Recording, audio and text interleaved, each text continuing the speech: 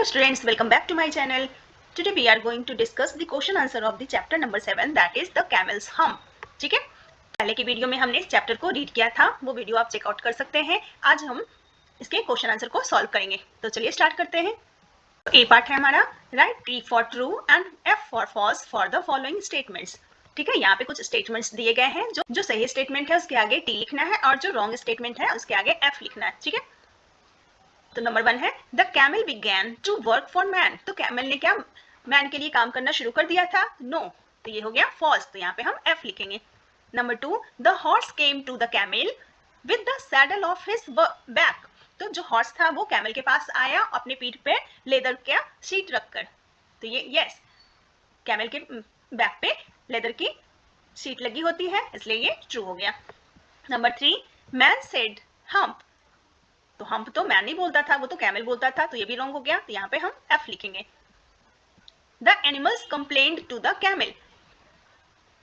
तो सारे एनिमल्स जो थे कैमल के पास गए कंप्लेन लेकर? नो, वो मैन के पास गए थे कंप्लेन लेकर, तो ये भी फॉल्स हो गया, तो यहाँ पे हम एफ लिखेंगे।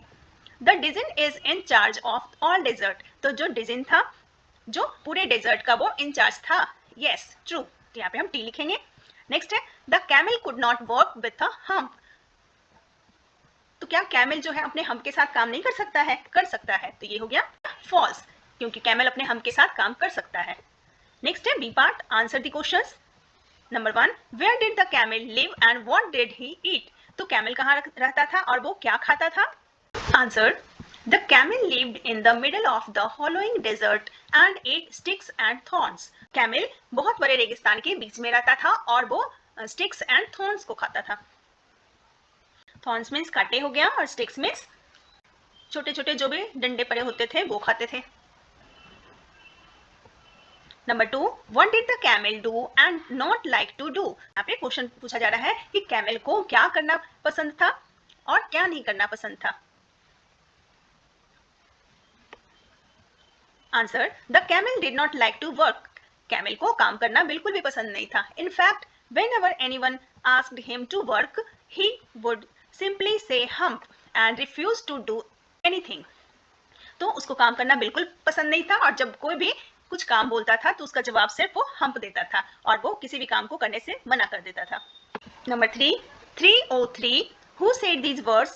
Who were the three? Answer man said these words and the three refers to the horse, the dog and the ox.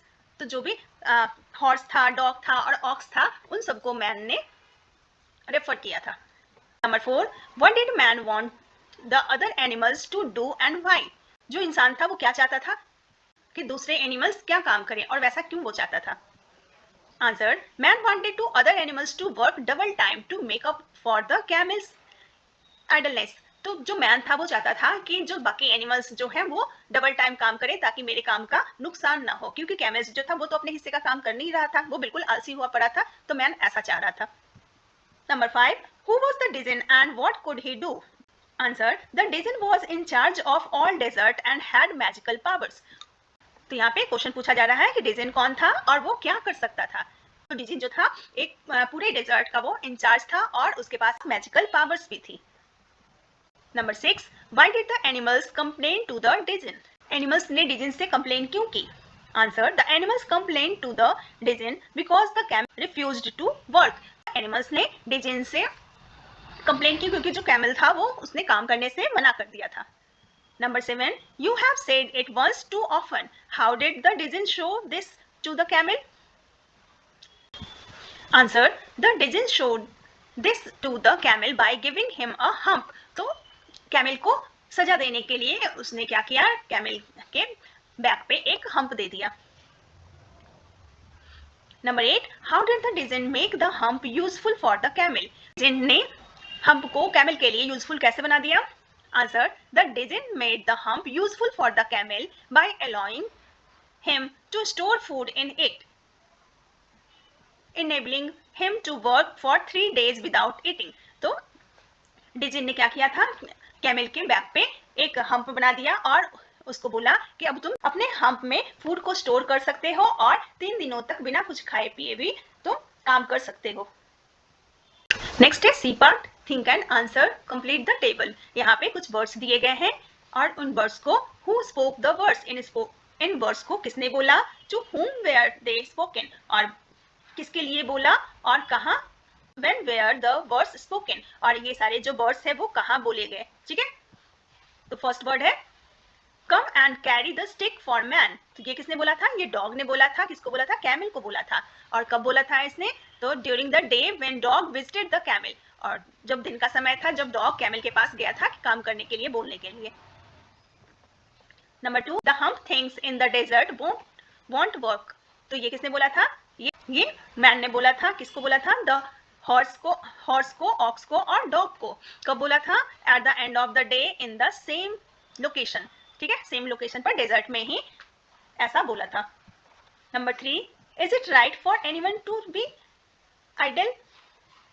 तो ये किसने बोला था, ये हॉर्स ने बोला था, डिजिन को बोला था। ठीक है, और कहाँ बोला था, when the djinn arrived in the desert, जब डिजिन जो था डेजर्ट में आया था तभी बोला। Number 4, I will give him a hump. तो ये डिजिन ने बोला था। किसको बोला था, अपने आप को बोला था। कब बोला था, when the djinn decided to punish the camel for his idleness. ठीक है, जब उसने डिसाइड किया था कि उसके ये काम चोरी के लिए मैं उसे सजा दूंगा। Number 5, how can I. ये कैमल ने बोला था डिजिन से। कब बोला था, after the camels received the hump, जब कैमल को हम्प मिल गया था तब उसने ऐसी बात बोली थी। नेक्स्ट है that's made for a purpose. तो ये किसने बोला था, ये डिजिन ने बोला था, कैमल से बोला था। और कब बोला था, when the djinn explained the usefulness of the hump of the camel.